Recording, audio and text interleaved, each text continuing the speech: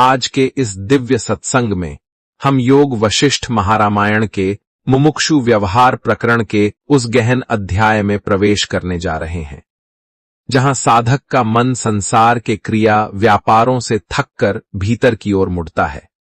तब सबसे पहले उसके भीतर यह प्रश्न उठता है कि जो कुछ घटित हो रहा है, क्या वह किसी दैवी सत्ता द्वारा पूर्व से ही निर्धारित है, या मनुष्य का स्वयं का पुरुषार्थ ही उसका कारण है। इसी प्रश्न को पूर्व सर्ग में अनेक उदाहरणों द्वारा स्पष्ट किया गया था कि दैव नाम की कोई स्वतंत्र सत्ता नहीं है। अब उसी दैव मिथ्यात्व को और भी गहराई से सूक्ष्म युक्तियों द्वारा समर्थित किया जा रहा है। वशिष्ठ मुनि कहते हैं, हे राम, मनुष्य का मन अत्यंत चतुर है। जब वह अपने प्रयत्न से डरता है तब वह दैव का सहारा ले लेता है, और जब प्रयत्न सफल हो जाता है तब वह उसे अपनी बुद्धि का फल कह देता है। यह दोहरा आचरण ही दैव की कल्पना को जन्म देता है। वास्तव में दैव वही है जिसे मन ने अपने आलस्य को ढकने के लिए गढ़ लिया है। यदि दैव ही सब कुछ करता तो उपदेश व्यर्थ होते। यदि दैव ही सब कुछ कराता तो शास्त्रों का प्रयोजन समाप्त हो जाता, क्योंकि शास्त्र तो मनुष्य को सजग करने के लिए हैं। जो वस्तु मनुष्य को सजग बनाती है वह कभी यह नहीं कहती कि तू कुछ भी न कर, सब अपने आप होगा। हे राम, उपजीव्य विरोध की युक्ति से इसे समझो। यदि दैव को स्वतंत्र मान लिया जाए तो पुरुषार्थ निरर्थक हो जाता है, और यदि पुरुषार्थ निरर्थक हो जाए तो उपदेश भी निरर्थक हो जाते हैं।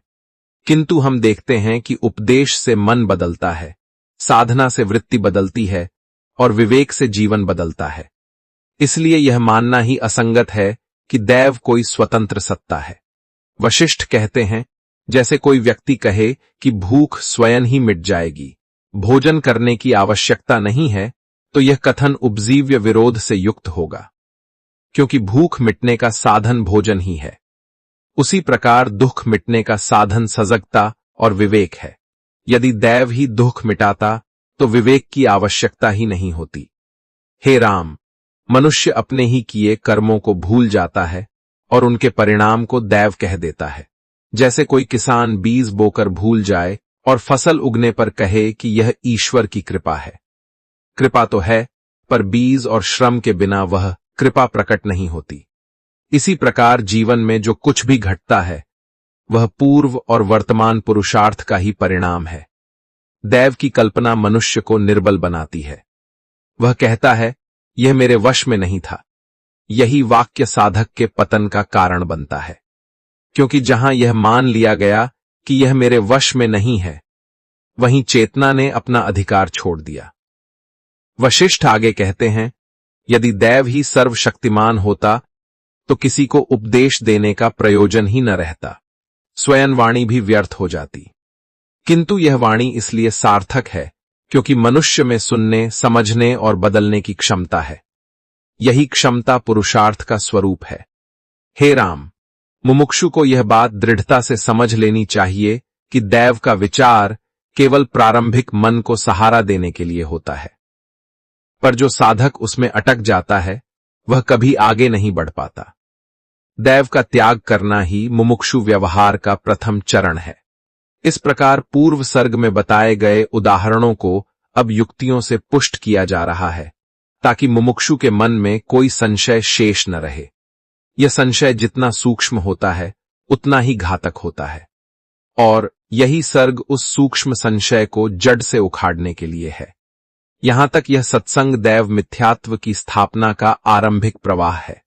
अब वशिष्ठ मुनि दैव मिथ्यात्व को और अधिक सूक्ष्म युक्तियों से स्पष्ट करते हैं, ताकि मुमुक्षु के मन में कहीं भी यह भाव शेष न रहे कि कोई अदृश्य शक्ति उसके जीवन को चला रही है। वे कहते हैं, दैव की कल्पना का मूल कारण अज्ञान है और अज्ञान का मूल कारण प्रमाद है। जो मनुष्य अपने ही कर्मों की कड़ी को नहीं देख पाता, वही उनके फल को दैव कह देता है। वशिष्ठ कहते हैं, हे राम, यदि दैव स्वतंत्र सत्ता होता तो कर्म करने वाले और कर्म का फल भोगने वाले में कोई संबंध न रहता। परंतु हम प्रत्यक्ष देखते हैं कि जैसा बीज बोया जाता है वैसा ही फल प्रकट होता है। यह नियम इतना स्पष्ट है कि इसमें किसी दैवी हस्तक्षेप की कल्पना की आवश्यकता ही नहीं पड़ती। अब उपजीव्य विरोध की युक्ति को और स्पष्ट करते हुए वशिष्ठ कहते हैं, जो व्यक्ति दैव को मानता है वह अनजाने में ही उपदेश का विरोध कर देता है, क्योंकि उपदेश का आशय यही है कि मनुष्य अपने आचरण को बदल सकता है। यदि दैव ही सब कुछ तय करता तो उपदेश सुनने और न सुनने में कोई अंतर न होता। परंतु हम देखते हैं कि उपदेश सुनकर मन बदलता है, दृष्टि बदलती है और जीवन की दिशा बदल जाती है। हे राम, यही प्रमाण है कि मनुष्य का पुरुषार्थ ही प्रधान है।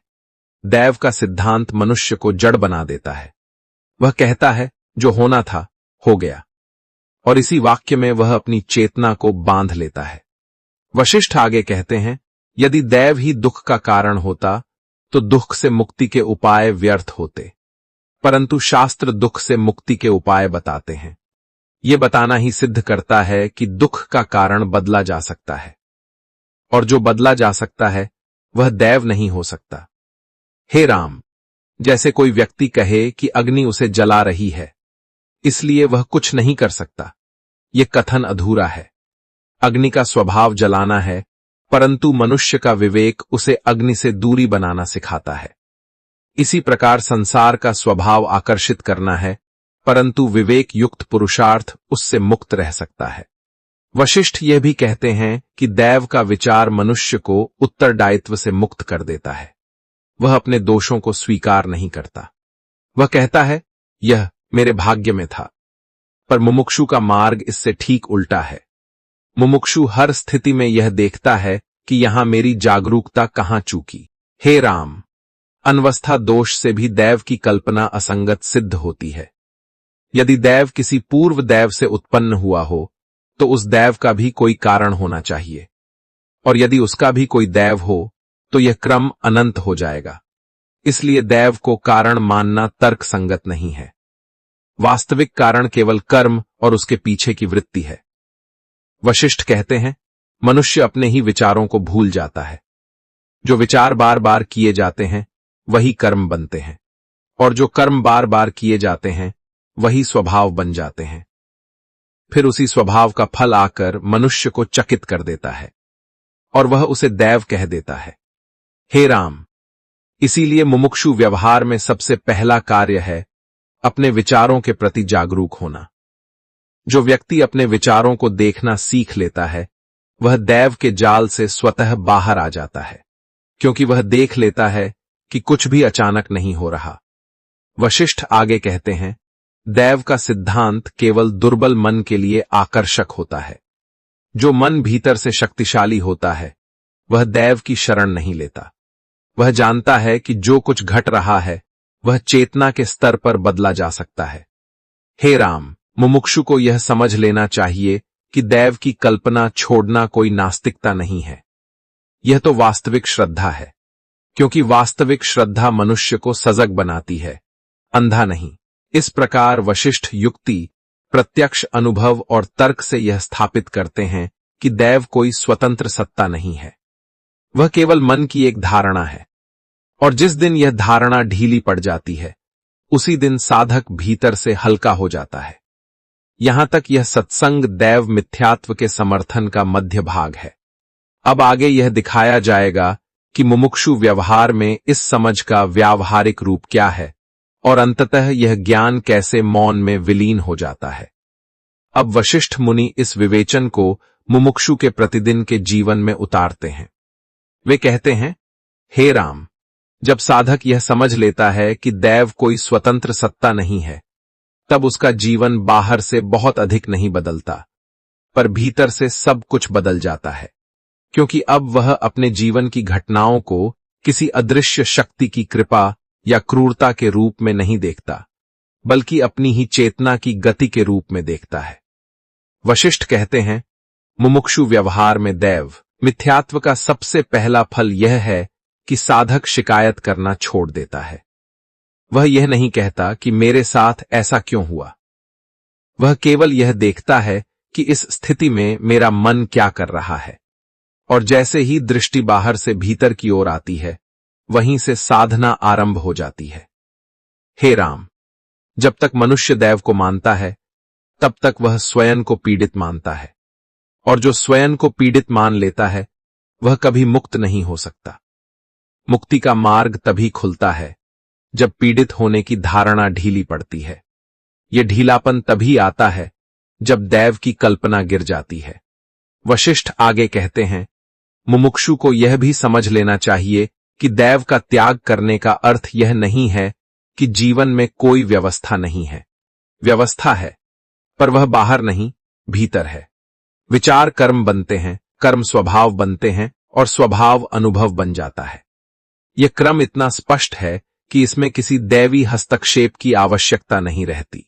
हे राम, जब यह क्रम स्पष्ट दिखाई देने लगता है, तब साधक अपने विचारों के प्रति अत्यंत सावधान हो जाता है। वह जानता है कि आज का छोटा सा विचार कल के बड़े अनुभव का कारण बन सकता है। यही सजगता मुमुक्षु व्यवहार की नींव है।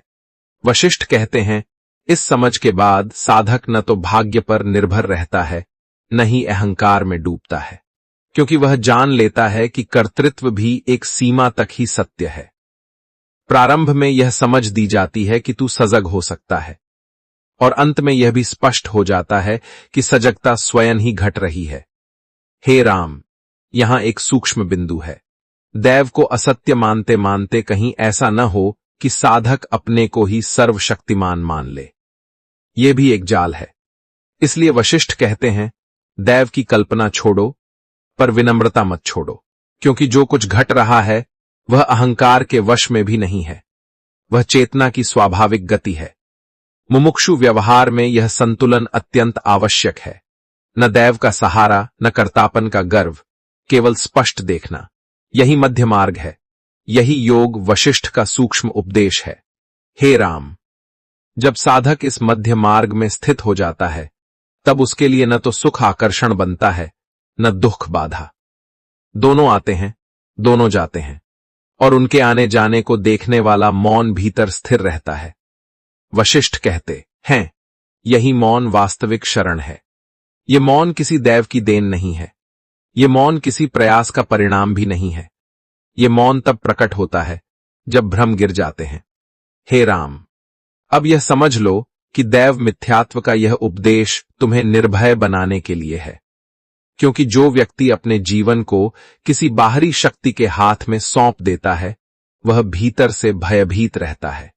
और जो व्यक्ति यह देख लेता है कि भय भी एक विचार है, वह भय से मुक्त हो जाता है। अब वशिष्ठ का स्वर और भी शांत हो जाता है। वे कहते हैं, हे राम, जो कुछ कहा गया उसे पकड़ मत लेना, क्योंकि पकड़ भी एक बंधन है। इसे सुनकर छोड़ देना। जैसे पत्ता जल में गिरकर बह जाता है, वैसे ही ये शब्द भी बह जाने दो। राम शांत हैं। उनके भीतर अब कोई विवाद नहीं बचा, न दैव के साथ, न पुरुषार्थ के साथ। केवल एक स्पष्टता शेष है। यह स्पष्टता किसी निष्कर्ष का नाम नहीं है, यह केवल भ्रम के अभाव का नाम है। अब सत्संग धीरे धीरे मौन की ओर बढ़ता है। शब्द कम होते जाते हैं, अर्थ भारी नहीं होता, हल्का हो जाता है। यहां न कोई प्रश्न शेष रहता है, न कोई उत्तर आवश्यक लगता है, और यहीं यह सत्संग मौन में विश्राम करता है। यही इस सर्ग का गूढ़ संदेश है, और यही इसका मधुर और कल्याणकारी समापन। और इसी सरल सत्संगमय बोध के साथ यह अध्याय पूर्ण होता है। हरि ओम तत्सत। हरि ओम, हरि ओम, हरि ओम।